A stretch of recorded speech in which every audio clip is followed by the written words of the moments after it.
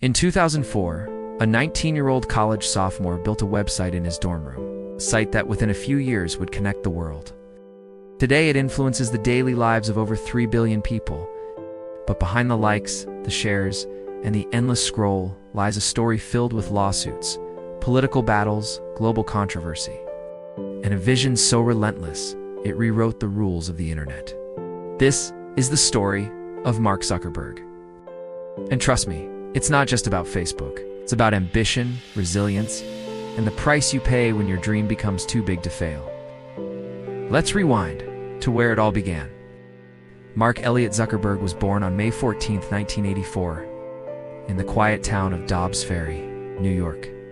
From an early age, there was something different about him. While most kids were riding bikes or playing tag, Mark was glued to his computer, not just playing games, but making them.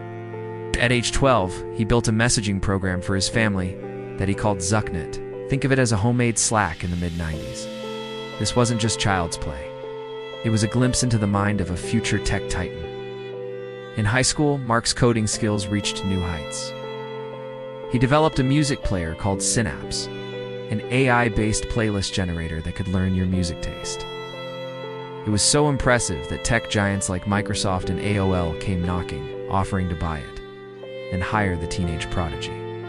But Mark said no. He had bigger plans. He was headed to Harvard, and little did he know, the story was just beginning. At Harvard, Mark quickly gained a reputation as the go-to guy for all things tech. But it was an idea born from the social dynamics of college life that would change everything. He envisioned an online version of the printed student directories called Facebooks. But before Facebook could take shape, there was a more controversial experiment: FaceMash. FaceMash was simple and, frankly, a bit crude. It allowed students to rate their peers' attractiveness side by side, spread like wildfire across campus. But the excitement was short-lived. The university shut it down within days, accusing Mark of hacking and breaching privacy. But instead of backing down, Zuckerberg saw an opportunity.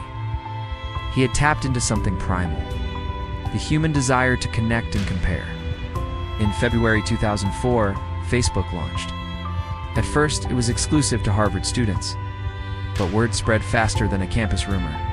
Soon, it expanded to other elite universities: Yale, Stanford, Columbia. Within months, it wasn't just a college thing.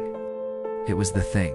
Mark's vision was growing faster than Harvard could contain, to a move that would become Silicon Valley legend.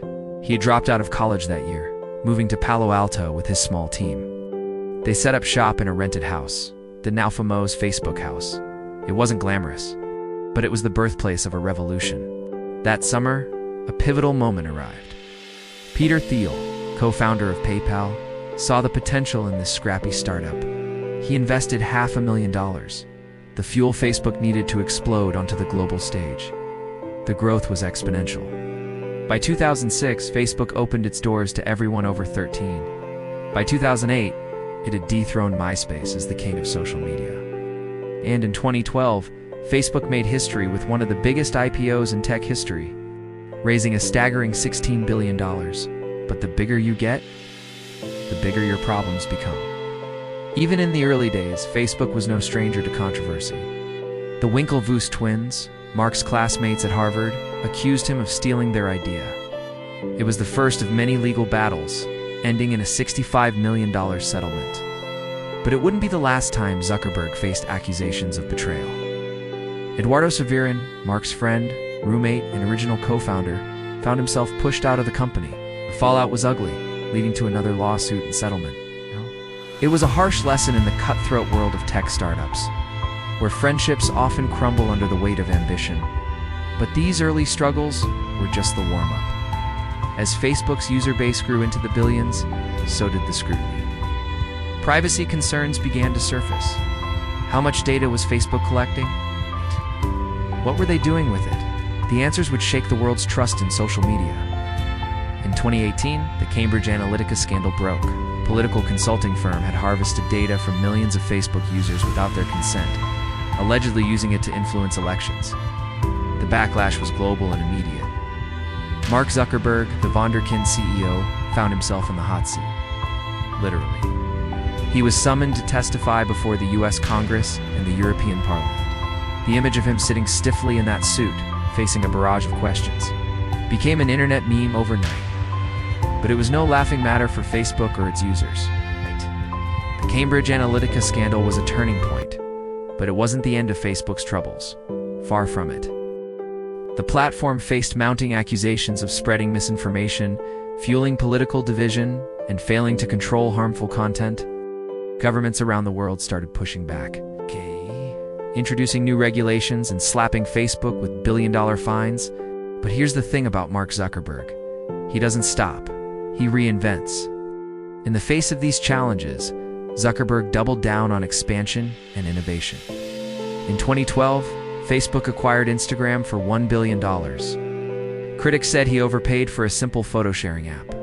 Today, Instagram is one of the most influential platforms in the world, worth many times its purchase price. In 2014, Facebook made its boldest move yet, acquiring WhatsApp for a staggering $19 billion, the largest deal in tech at the time. It was a bet on the future of global communication, and it paid off.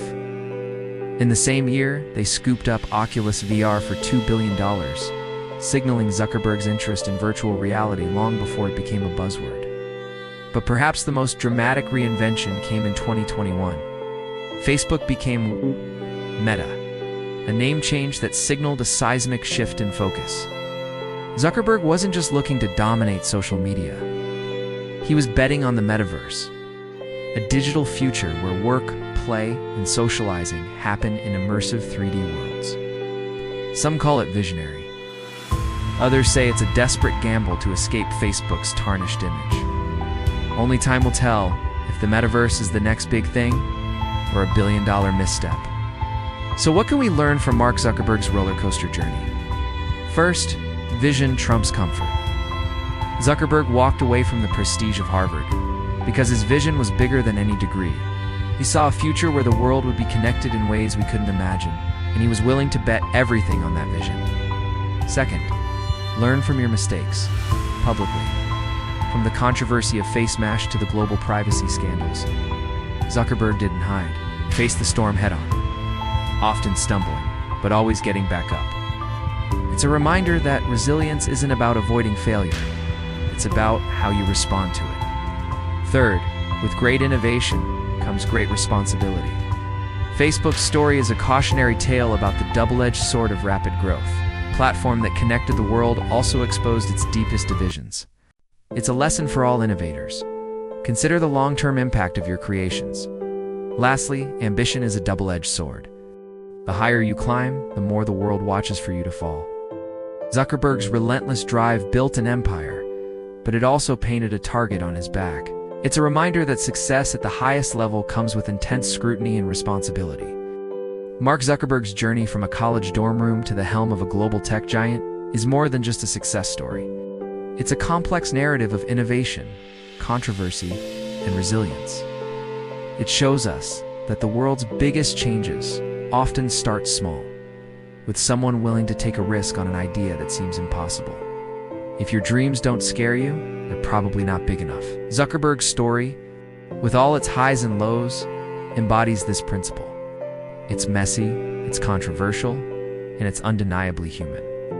From connecting college students to shaping how billions interact, it's a testament to the power of a single idea and the determination to see it through, no matter the cost. So the question is, what's your dorm room idea? And when will you start building it? The next chapter of the digital age is waiting to be written. Will you be the one to write it?